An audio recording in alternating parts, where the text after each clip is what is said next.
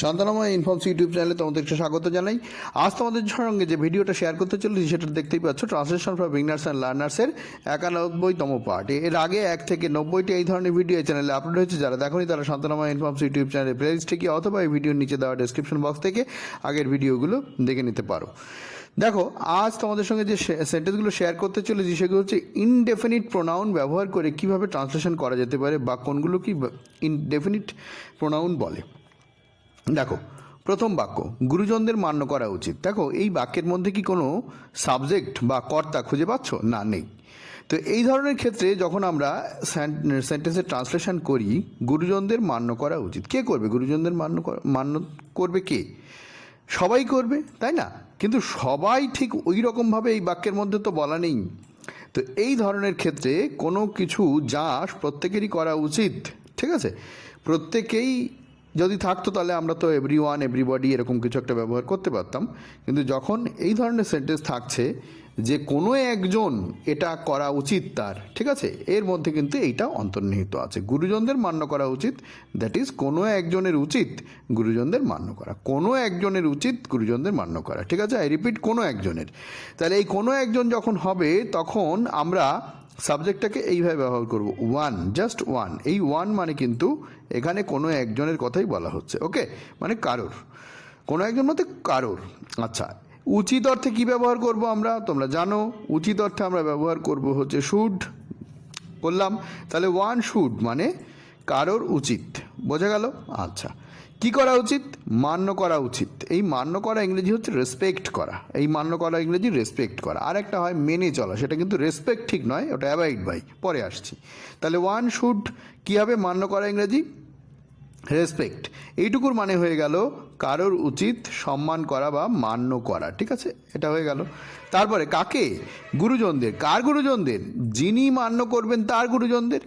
ঠিক এইটাকে ব্যবহার করা হয় ইংরেজিতে এইরকমভাবে, ওয়ান্স। এখানে হিজ করা হয় না, ওয়ান্স করা হয়। তাহলে ওয়ান শুড রেসপেক্ট ওয়ান্স, ঠিক আছে, কারোর উচিত মান্য করা তার গুরুজনদের ইংরেজি সুপারিয়র্স। সুপারিয়র্স স্পেলিংটা দেখে নিও, ঠিক আছে, সুপারিয়র্স। আশা করি বুঝতে পেরেছো। পরের বাক্য তোমাদের জন্য, পিতামাতাকে মেনে চলা উচিত। দেখো, এর মানে এই ব্যাপারের এই বাক্যের মধ্যেও কিন্তু অন্তর্নিহিত আছে যে কারোর মেনে চলা উচিত পিতামাতাকে। এখানে মেনে চলা ইংরেজি কি একটু আগে আমি বলেই দিয়েছি আগের সেন্টেন্সটা যখন করছিলাম, তোমরা নিশ্চয়ই শুনেছো। আর সব একরকম হবে, ঠিক আছে। একরকম বলতে একদম একরকম হবে না, পিতামাতার জায়গায় পিতামাতা বসাতে হবে। তাহলে কি হবে? ভিডিও পজ করে ট্রাই করো, আশা করি করে নিয়েছো। দেখো, তাহলে ওয়ান শুড মানে কারোর উচিত, কি উচিত? মেনে চলায়। মেনে চলা ইংরেজি কি? একটু আগেই বলেছিলাম, অ্যাভয়েড বাই, ওকে, হয়ে গেল। পিতামাতাকে, কার পিতামাতা? তার পিতামাতা মানে ওয়ান যদি থাকে তাহলে ওয়ানস প্যারেন্টস হবে, ঠিক আছে। প্যারেন্টের সঙ্গে এই এসটা জুড়ে দিতে হয়, প্যারেন্টস। আশা করি বুঝতে পেরেছো। তাহলে দেখো, এইখানটাতে এই যে ওয়ান বা আগের বাক্যে ওয়ান, এইগুলো কিন্তু ডেফিনিট ঠিক নয়, ইনডেফিনিট প্রোনাউন বলছে। প্রোনাউন মানে তো নাউনের পরিবর্তে যাকে আমরা বসাই, আর ইনডেফিনিট মানে নির্দিষ্ট করে কোনো ব্যক্তির নাম কিন্তু ওখানে বলা হচ্ছে না। আশা করি তোমরা বুঝতে পেরেছো। পরের বাক্য দেখো, প্রত্যেকেরই কর্তব্যে মনোযোগী হওয়া উচিত। এই বাক্যে দেখো প্রত্যেকেরই রয়েছে, তার মানে আমরা এখানে কিন্তু ওয়ান ব্যবহার করব না, এখানে প্রত্যেকেই রয়েছে যখন আমরা এভরিওয়ান ব্যবহার করব, ঠিক আছে। কর্তব্যে মনোযোগী হওয়া উচিত, এই উচিত অর্থে তো শুড বসবে, আগেও বসেছে। মনোযোগীটা তোমরা তোমাদের মতো করে করতে পারো, যা খুশি, যেটা সঠিক হবে সেরকম। ভিডিও পজ করে ট্রাই করো, আশা করি করে নিয়েছো। দেখো, তাহলে প্রত্যেকেরই জন্য আমরা কি দিলাম? প্রত্যেকের জন্য আমরা দিলাম এভরি ওয়ান, ওকে। তারপরে কি? কর্তব্যে মনোযোগী হওয়া উচিত, ওকে, হওয়া উচিত। এই উচিতের জন্য আমরা আনবো কি? শুড আনবো। তারপরে মনোযোগী হওয়া, জন্যে, এই হওয়ার জন্যে আমরা একটা বি ভার্ব আনতে পারি, শুড বি হলো। এবার মনোযোগীটা অ্যাটেন্টিভ করতে পারো। আমি এখানে তোমাদের একটা ইংরেজি দেখাচ্ছি, দেখো, মাইন্ডফুল, তার সঙ্গে অফ প্রিপোজিশন, এর মানেও কিন্তু মনোযোগী। এই যে মনোযোগী, এর ইংরেজিটা মাইন্ডফুল, হ্যাঁ। তো কর্তব্যের সঙ্গে মনোযোগী হবে, তার জন্যে এই অ্যাপ্রোপ্রিয়েট প্রিপোজিশন আমরা অফ, এই অ্যাপ্রোপ্রিয়েট প্রিপোজিশনটা বসাবো, ওকে। তাহলে মাইন্ডফুল অফ হলো, তারপরে হবে হচ্ছে হিজ ডিউটিস, জাস্ট হিজ ডিউটিসটা আমরা দিয়ে দিলাম এখানে, বোঝা গেল। পরের বাক্য, তাদের মধ্যে কেউই সবাই আসেনি। দেখো, তাদের মধ্যে কে? আচ্ছা, এর আগের বাক্যটা একটু বলে নিই। দেখো, এখানেও কিন্তু এই যে এভরি ওয়ান নির্দিষ্ট করে কাউকে বোঝাচ্ছে না, দ্যাট ইজ ইনডেফিনিট। প্রোনাউন এগুলো, ঠিক আছে। তাহলে ওয়ান পেলাম, এভরি ওয়ান পেলাম, আরও পাবো, এগুলোকে বলা হয় ইনডেফিনিট প্রোনাউন। পরের বাক্য দেখো, তাদের মধ্যে কেউই সবাই আসেনি। আচ্ছা দেখো এখানে সাবজেক্টটাকে তাদের মধ্যে কেউই আসেনি, তাহলে আসেনি তো বুঝলাম, তাদের মধ্যে কেউ, তাদের ইংরেজি কি, তাদের ইংরেজি কি, দেয়ার মানে তাদের, মূল যে শব্দ সেটা হচ্ছে দে, এটা প্রোনাউন। আচ্ছা তাদের মধ্যে আবার কেউই নয়, দেখো এই আসেনি এটা আমাদের আবার নেগেটিভ রয়েছে, তাহলে তাদের মধ্যে কেউ না, এই ইংরেজিটা কী হবে তোমরা একটু মনে মনে ভাবো। সবাই আসেনি মানে হচ্ছে উপস্থিত হয়নি, সবাই ইংরেজি হচ্ছে মিটিং, ঠিক আছে। অনেক হিন্টস তোমাদের দিয়ে দিয়েছি, ভিডিও পজ করে ট্রাই করো, আশা করি করে নিয়েছো। দেখো তাহলে তাদের মধ্যে কেউ না, এর ইংরেজিটা আমরা এইভাবে ব্যবহার করব, নান অফ দেম। এখানে নো ওয়ান অফ দেম হয় না, যখন এইরকম আরেকটা প্রোনাউন এরকম থাকে তখন নান অফ দেম হয়। তাহলে নান অফ দেম মানে কি, তাদের মধ্যে কেউ না, বোঝা গেল। নান অফ দেম মানে তাদের মধ্যে কেউ না। যদি এখানে নান অফ দ্য বয়েজ থাকতো তাহলে ছেলেদের মধ্যে কেউ না। যদি এখানে নান অফ আস থাকতো, ইউএস আস, তার মানে কি হতো, আমাদের মধ্যে কেউ না। যদি এখানে নান অফ ইউ থাকতো, ওয়াই ও ইউ, এই ইউ থাকতো, তাহলে বোঝাতো তোমাদের মধ্যে কেউ না। বোঝা গেল ব্যাপারটা। এখানে একটা কথা বলে দেওয়া দরকার, এই যে অফ প্রিপোজিশনের পরে এইটা কিন্তু অবজেক্ট বসবে, দের অবজেক্ট দেম সেইটা বসেছে, ইউ এর অবজেক্ট কি বসবে, ইউ, ইউর তো অবজেক্ট ইউই হয়। আবার উই যদি হয় মানে আমাদের মধ্যে কেউ না, তাহলে উই এর অবজেক্ট হবে আস। আশা করি তোমরা বুঝতে পেরেছো। এটুকু আমাদের সাবজেক্ট হয়ে গেল। হ্যাঁ, এই আসেনি নতুন করে এর জন্য ডিড নট বা ওই ধরনের কিছু করা লাগবে না। এবারে আসা ইংরেজি কি অ্যাটেন্ড করা, দেখো এটা কিন্তু পাস্ট ইনডিফিনিট টেন্সে রয়েছে, ঠিক আছে। পাস্ট ইনডিফিনিট টেন্সে করতে হবে, এটাকে তো আমাদের অনেক মনে হতে পারে প্রেজেন্ট পারফেক্ট টেন্সে করবো, তেমনটা নয়, পাস্ট ইনডিফিনিট করলেও হবে। তাহলে নান অফ দেম কি হবে, অ্যাটেন্ডেড, পাস্ট ইনডিফিনিট টেন্সে করলাম, এর অর্থ হচ্ছে কেউই অ্যাটেন্ড করেনি। কোথায় অ্যাটেন্ড করেনি, মিটিংয়ে, তাহলে এর পরে হবে হচ্ছে দ্য মিটিং। বোঝা গেল, আশা করি তোমরা বুঝতে পেরেছো। পরের বাক্য দেখো, কেহই গরিব হইতে চায় না। এখানে কিন্তু তাদের মধ্যে কেউ না, আমাদের মধ্যে কেউ না এরকম কিন্তু বলেনি, বলছে কেহই গরিব হইতে চায় না। এখানেও কিন্তু একটা নেগেটিভ সেন্স কাজ করছে, কিন্তু কেহই এই রকম যখন থাকবে, কারোর মধ্যে কেউ না এইসব বোঝাচ্ছে না, কেহই না, তাই না। তখন এক্ষেত্রে আমরা নো আর ওয়ান আলাদা আলাদা দুটো শব্দ ব্যবহার করতে পারি এইরকম। আচ্ছা এবার দেখো, গরিব হইতে চায় না, এটা আবার তোমাদের জন্য একটু সাধু ভাষায় রেখেছি আমি, মাঝে মাঝেই দুই একটা সাধু ভাষা ব্যবহার করে বাক্য রচনা তোমাদের দেখাই, হ্যাঁ, কারণ সেগুলো একটু মাঝে মাঝে জেনে রাখা দরকার। তো যাই হোক, নো ওয়ান মানে হচ্ছে কেউই না, এটা হয়ে গেল, মানে কেহই না, কেহই না লিখে কেউ না এটাও থাকতে পারতো। আচ্ছা কিন্তু যদি থাকতো তাদের মধ্যে কেউ না, তখন কিন্তু নান অফ দেম হতো, এখানে নো আর ওয়ান দুটো আলাদা আলাদা শব্দ হতো না। আশা করি ব্যাপারটা বুঝতে পেরেছো। আচ্ছা গরিব হইতে চায় না, চায় না এই ইংরেজিটা আমাদের একটু ব্যবহার করতে হবে, এটা তো আমাদের মাথায় চলে আসছে যে ওয়ান্ট দিয়ে করব, ঠিক সব ক্ষেত্রেই ওয়ান্ট ব্যবহার হলে যে ভালো হবে এমন না, এটা লাইক ব্যবহার করলে বরং আরও বেশি ভালো হয়। এটা প্রেজেন্ট ইনডিফিনিট টেন্সে করতে হবে, অনেক হিন্টস দিয়ে দিয়েছি, ট্রাই করো, আশা করি করে নিয়েছো। এবার দেখো তাহলে নো ওয়ান তো হয়েই গেল, আর চায় নার জন্য এখানে আমরা লাইক করব, ঠিক আছে। এখানে কিন্তু ওয়ান্টের চাইতে লাইক এই ব্যাপারটা বেশি ভালো হবে। কেন ভালো হবে একটু বলে দিই। ওয়ান্ট মানে হচ্ছে কিছু চাওয়া, কি চাওয়া, আমি এক গ্লাস জল চাইছি, I want a glass of water. আমি এক গ্লাস দুধ চাইছি, I want a glass of milk. বা আমি 10 টাকা চাইছি, আই রিকোয়ার 10 রুপিস। এই সব ক্ষেত্রে হচ্ছে ওয়ান্ট হয়, কিন্তু বলছে কেউই গরিব হইতে চায় না, এই চাওয়া কিন্তু তার নিজের মনের চাওয়া না, হ্যাঁ, এটা অপছন্দের ব্যাপার, ঠিক আছে। বোঝা গেল ব্যাপারটা, কি বললাম আমি কিন্তু বলেই দিয়েছি, এটা অপছন্দের ব্যাপার।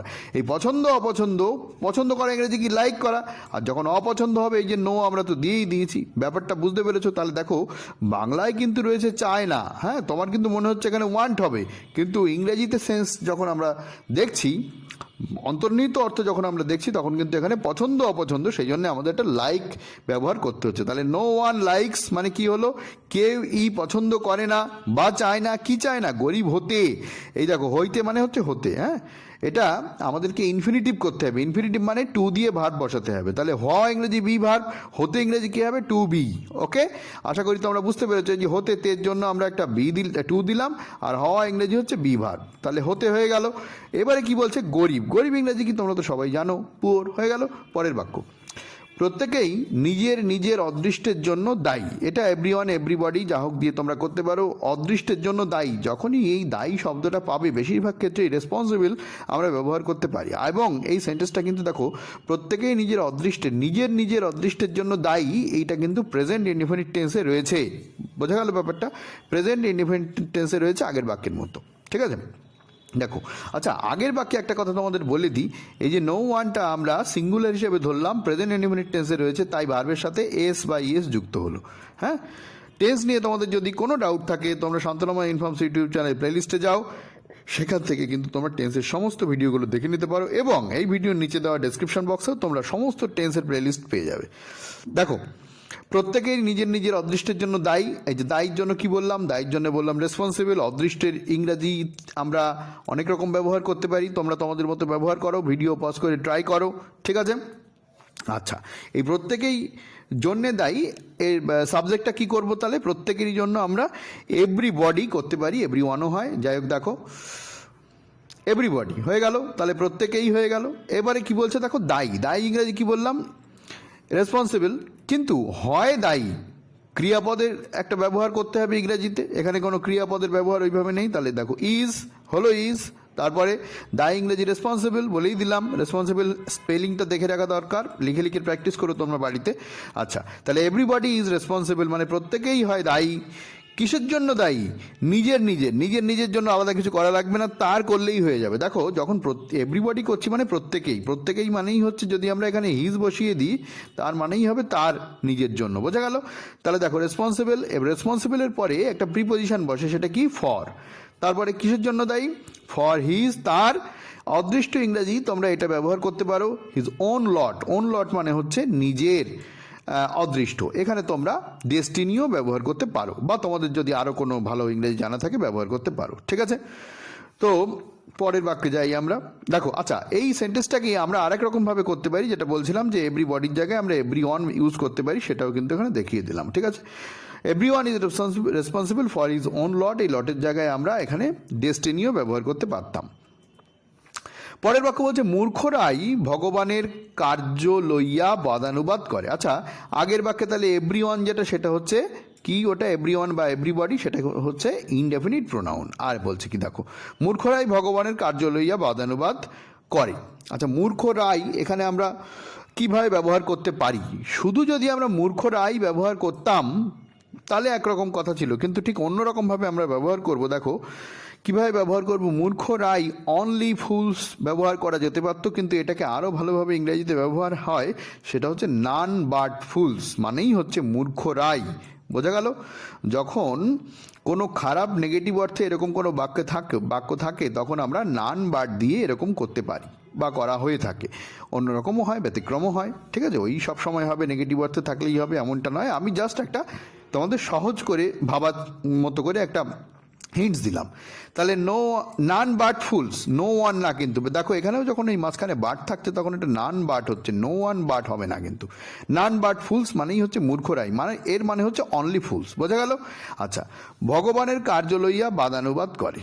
তো বাক্যটা শেষ করার আগে তোমাদেরকে একটি রিকোয়েস্ট করবো, যদি ভিডিওটা ভালো লেগে থাকে একটা লাইক করে দিও, বন্ধুদের মধ্যে শেয়ার করতে ভুলো না ভিডিওটা, তারাও এই ভিডিওর সুবিধা নিতে পারবে। আর যারা চ্যানেলকে এখনও সাবস্ক্রাইব করনি তাদেরকে রিকোয়েস্ট করবো, প্লিজ তোমরা চ্যানেলটাকে সাবস্ক্রাইব করে সঙ্গে বেল আইকনটা প্রেস করে নিও, যাতে এই ধরনের রেয়ার ভিডিও নোটিফিকেশন সবার আগে তোমার কাছে পৌঁছে যায়। আর যারা চ্যানেলকে সাবস্ক্রাইব করে সঙ্গে আছো তাদেরকে অসংখ্য ধন্যবাদ। তোমরা কমেন্ট করে জানিও ভিডিও কেমন লাগলো এবং আরও কি প্রয়োজন, সময় পেলে অবশ্যই প্রোভাইড করব। দেখো, তাহলে নান বাট ফুলস মানেই হচ্ছে মূর্খরাই হয়ে গেল। ভগবানের কার্য লইয়া বাদানুবাদ করে, বাদানুবাদ মানে হচ্ছে আলোচনা করে বা বলে, এই রকম। এর ইংরেজিটা একটা করা যেতে পারে, সেটা হচ্ছে র্যাঙ্গল।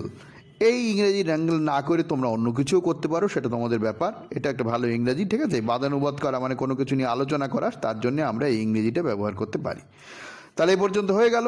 আচ্ছা, কী নিয়ে আলোচনা করে, ঠিক আছে? এইবারে কোনো কিছু নিয়ে আলোচনা করা, কোনো কিছু নিয়ে লড়াই করা, কোনো কিছু নিয়ে ঝগড়া করা, এই জাতীয় ক্ষেত্রে আমরা একটা প্রিপোজিশন বসাই, ওভার প্রিপোজিশন। কি প্রিপোজিশন বসাই? ওভার। তাহলে এই পর্যন্ত হলো নান বাট ফুলস মানে হচ্ছে কেবলমাত্র মূর্খরাই, র্যাঙ্গেল মানে বাদানুবাদ করে, কি ব্যাপারে বাদানুবাদ করে, কি নিয়ে বাদানুবাদ করে, কি নিয়ে ঝগড়া করে, ঝগড়া করা, বাদানুবাদ করা, সব ক্ষেত্রে আমরা এই প্রিপোজিশনটা ইউজ করতে পারবো। কোনটা সেটা? সেটা হচ্ছে ওভার, বোঝা গেল? আচ্ছা গেল ওভার। এবার ওভারের পরে কি হবে? হবে হচ্ছে ভগবানের কাজ নিয়ে। এইখানে যে ভগবানের কাজ, এই কাজ কিন্তু তার ডিউটি না, এই কাজ কিন্তু তার ওয়ার্ক না। ভগবানের কাজ হচ্ছে ভগবান যে পথে চলে, ভগবানের যে পথ, ঠিক আছে? তার ইংরেজিটা হবে হচ্ছে দ্য ওয়েজ অফ গড, বোঝা গেল? গডের জিটা বড় হাতের হয়। আবার বলছি, ভগবানের কাজ, এর ইংরেজিটা কিন্তু হচ্ছে কি, ভালো করে দেখো, দ্য ওয়েজ অফ গড। বোঝা গেল? ভগবানের কাজ হচ্ছে ওয়ার্ক অফ গড। সেটা যে হবে না আমি কিন্তু তা বলছি না, কিন্তু ডিউটি অফ গড এটা কিন্তু কখনোই হবে না। ওয়ার্ক অফ গডও হতে পারে, are the ways of god তো আরও ভালো হবে, ঠিক আছে? কিন্তু কখনো ভগবানের কার্য, এটা কিন্তু ডিউটি শব্দটা ভগবানের কাজের সঙ্গে মানায় না। ওকে, সর্বশক্তিমান ঈশ্বরের সঙ্গে ডিউটি শব্দটা ঠিক মানায় না ওইরকমভাবে, ঠিক আছে? তো ভিডিওটা এখানেই শেষ করছি। ভালো থেকো, আবার দেখা হবে পরের ভিডিও।